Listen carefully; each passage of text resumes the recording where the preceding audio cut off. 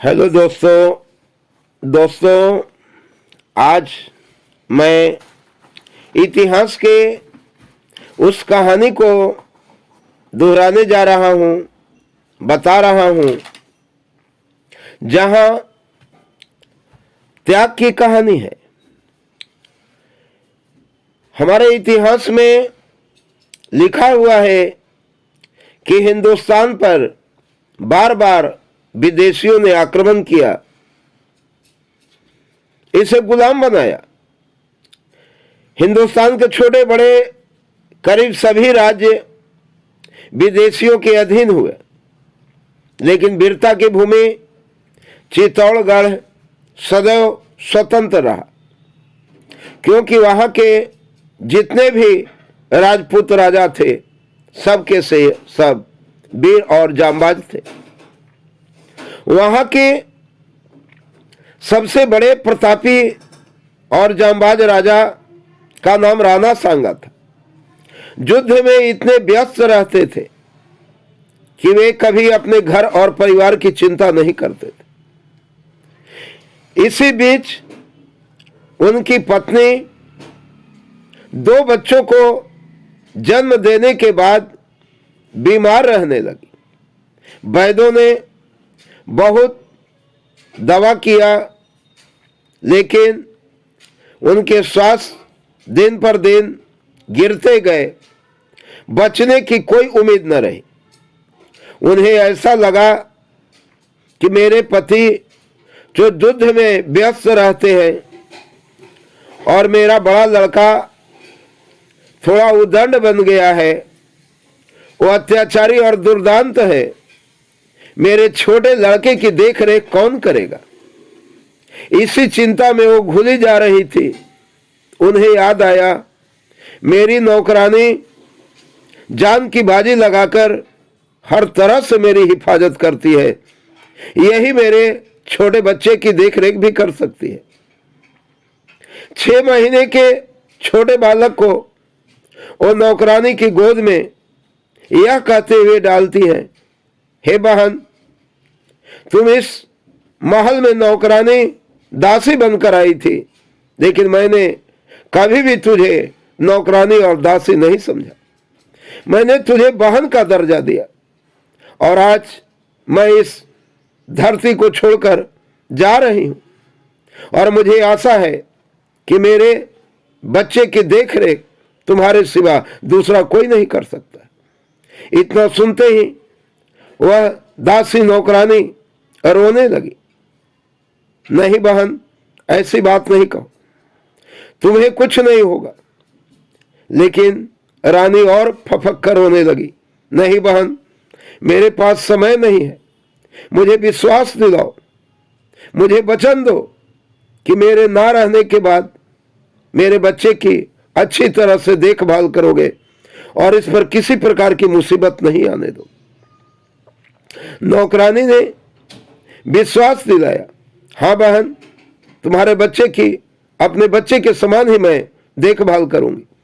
और इतना वचन देते ही वह रानी जो है काल कलवित हो गई। इसके बाद उस बच्चे को अपने बच्चे के समान सीने से लगाकर वह दासी उस बच्चे को पालने लगी।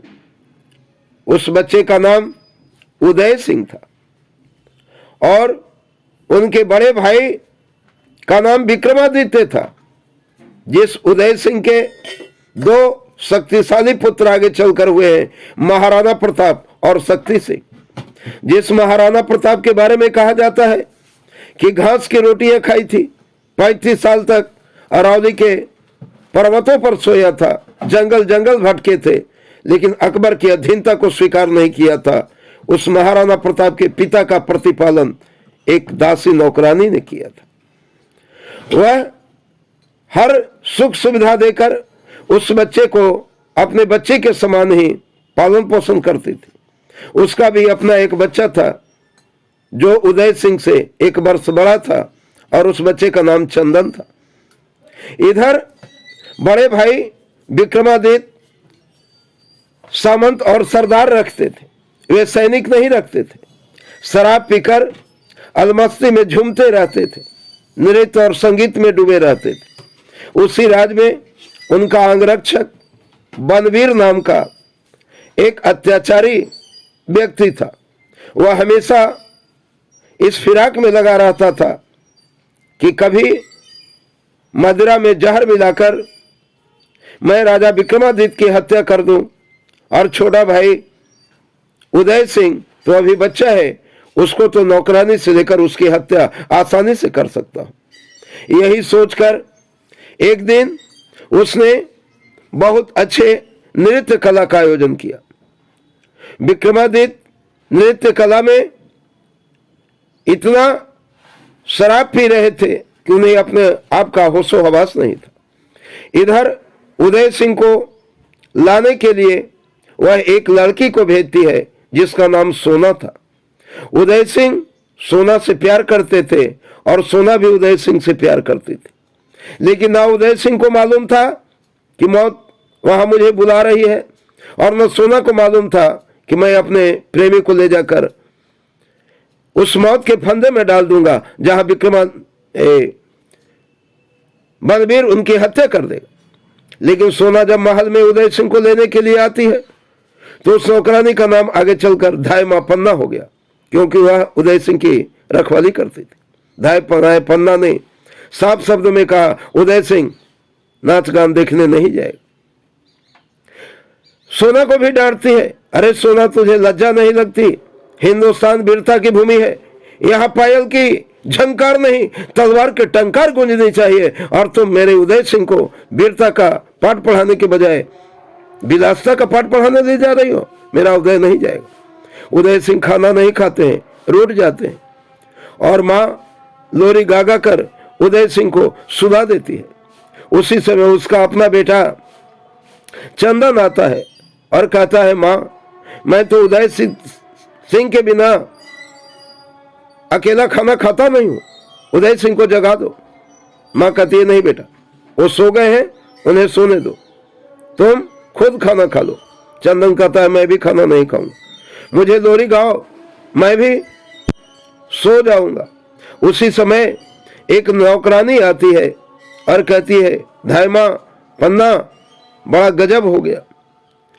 नाच गान में मशगूल विक्रमादित्य की बनवीर ने मौका पाकर हत्या कर दी, और अब वह तेरे महल की तरफ आ रहा है उदय सिंह की हत्या करने के लिए।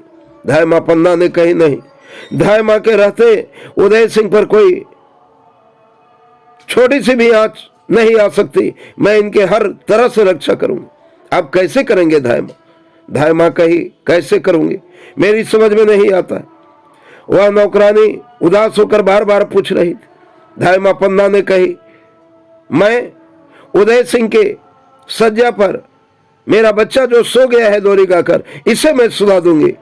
बनवीर के प्यासी रक्त की प्यासी तलवार के नीचे अपने बच्चे को सुला दूंगी, लेकिन राजवंश को बचा दूंगी। वह नौकरानी कही, नहीं धाय मां, मैं ऐसी बात सुनना नहीं चाहती। कहीं तुम सुनना नहीं चाहती हो और एक मां होकर अपने बच्चे को कुर्बानी देने जा रही है।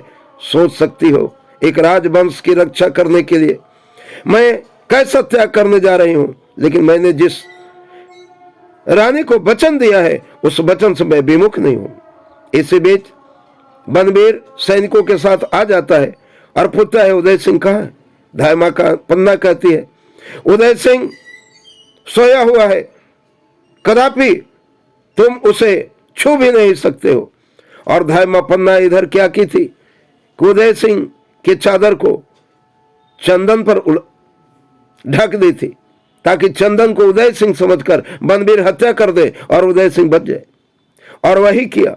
बनवीर ने मौका पाकर चंदन के 2 टुकड़े कर वह सोचा, राजवंश समाप्त हो गया, अखंड राज मेरा रहेगा। इधर धाय मां बेहोश होकर गिर पड़ी थी। बाद में जब होश आई तो वह उदय सिंह को जो जूठा खाना लेने के लिए एक बारी आता था, कीरत बारी उसका नाम था, उसी की टोकरी में बैठाकर ऊपर से पत्थर डालकर भेज दी थी और बोली थी, श्मशान में रहना, मैं वहां पर मिलूंगी। और उदय सिंह को अपने पुत्र के दाह संस्कार करती है और उदय सिंह को लेकर वह 12 वर्ष तक छुप कर इधर उधर अपने कुटुंब परिवारों के यहाँ भरण पोषण करती है, उदय सिंह की रक्षा करती है। और उदय सिंह जब बड़े हो जाते हैं तो विक्रमादित्य बनबीर पर चढ़ाई करते हैं और राज्य को अपना जीत लेते हैं। बहुत प्रतापी उदय सिंह भी राजा बने थे, लेकिन उदय सिंह ने अपने राज्य में जो मंदिर बनवाया था उस मंदिर का नाम आज भी धायमा पन्ना है। अर्थात हमारा हिंदुस्तान हर तरह के गुणों से संपन्न है। यहाँ एक से एक लोगों के त्याग की गाथा है। हम यह बतलाना चाहते हैं दोस्तों कि हमारे देश में कैसे कैसे दानी, स्वाभिमानी और त्यागी लोग हुए हैं। एक नारी ने जो त्याग किया, आज बड़े बड़े राजमहल में बैठे हुए राजा और रानी भी नहीं ऐसा त्याग कर सकते हैं। अतः हिंदुस्तान के सभी लोगों को यह संदेश देना चाहिए, सब लोगों को यह संदेश ग्रहण करना चाहिए कि हम हिंदुस्तानी समय आने पर हर तरह के कर्म करते हैं और त्याग में भी हमारा इतिहास बड़ा ही गौरवपूर्ण, गौरवशाली रहा है। इसे हम अक्षुण्ण बनाए रखेंगे और इसको बनाने में गरीबी कोई आंच नहीं आती। बड़े बड़े धनी लोग जो सहायता नहीं कर पाते हैं, वो एक गरीब, लाचार और बेबस व्यक्ति भी जिसके हृदय में जज्बात होता है, जिसके अंदर में दिल होता है, जिसके अंदर में दिमाग होता है, जिसके अंदर में कर्तव्य होता है, दायित्व होता है, वह राष्ट्र की ही नहीं बल्कि पूरे विश्व की रक्षा करता है। जय हिंद। आज इतना ही, अगली बार अगले एपिसोड।